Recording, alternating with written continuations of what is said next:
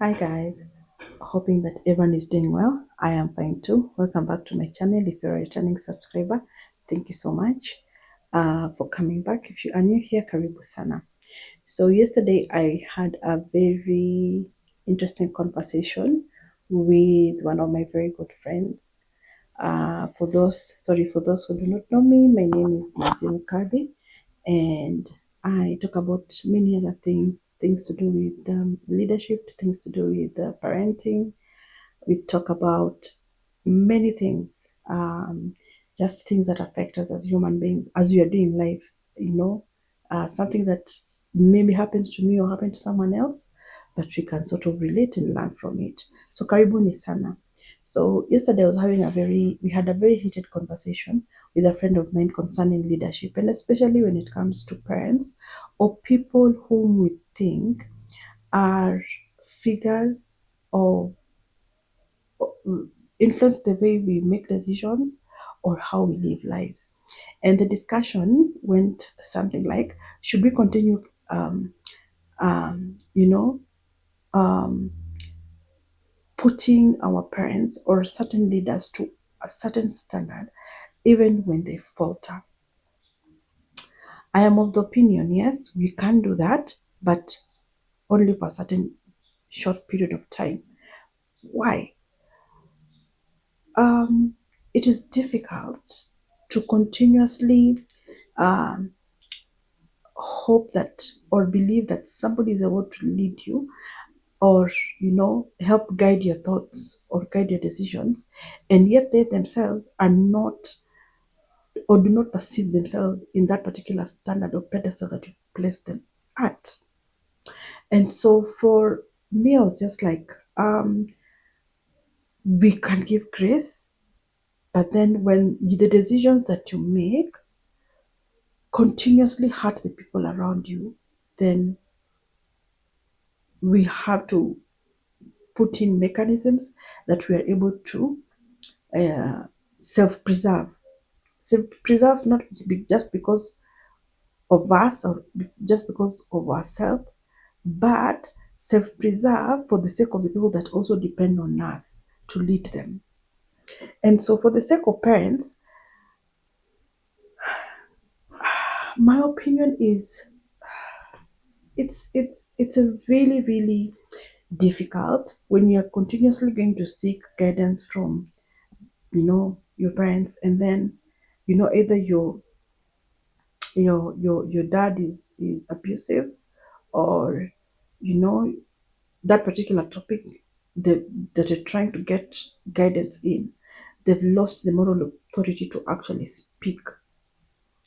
And moral authority is that they themselves, for example, if it is, Nancy stop being an alcoholic, they themselves are alcoholics. I can't relate because I'm thinking you're telling me to stop doing something that you yourself are happy to do. So again, it traces back to leadership. Sorry, I know this is going to sound like a cliche, but you have to be the bigger person. I feel like leaders are called to a certain standard that even if they fall, then they have put measures or structures, mechanisms around them that will help them recover from where they've fallen, and then not go back. And I was telling my friend, the kind of generation that we are bringing up, they are so different when it comes to their train of thought.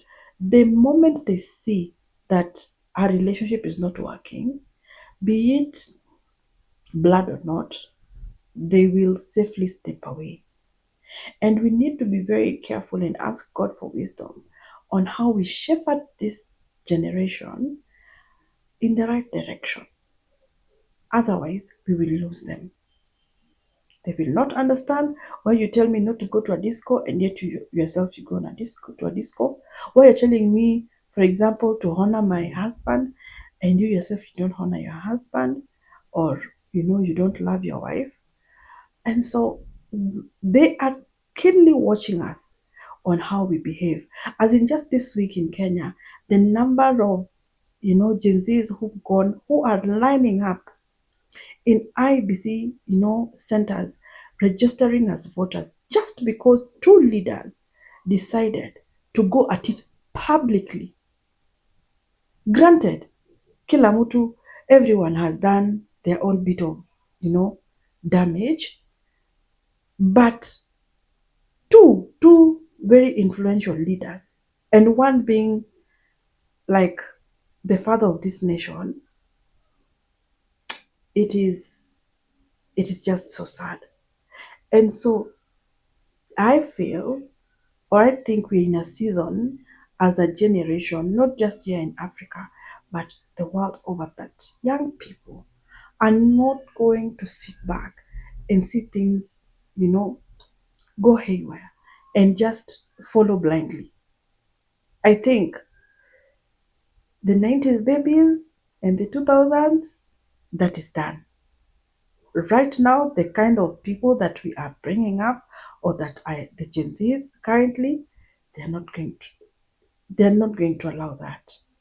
And so, again, as thought leaders, as process leaders, as decision makers in our homes, in our companies, in our schools, you know, in our medical, either in the medical field or in the legal field, how you steer,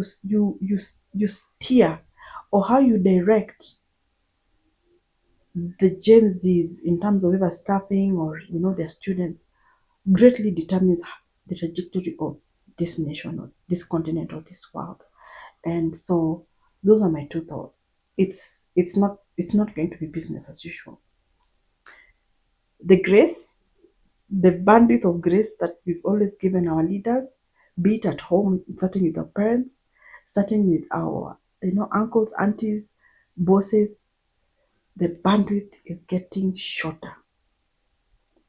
And you better, get in line or get out of line. Well, those are my thoughts, guys. May God help us even as we lead in our small, areas of jurisdictions, and and may we have wisdom on how to bring up this next generation uh, in the world. Thank you so much for hanging out with me today. I hope you found this topic interesting, and we'll see you in the next video. If you haven't subscribed, please do subscribe, and remember to share this video with as many people as you can. Thank you, and have a good rest of the day. Bye bye.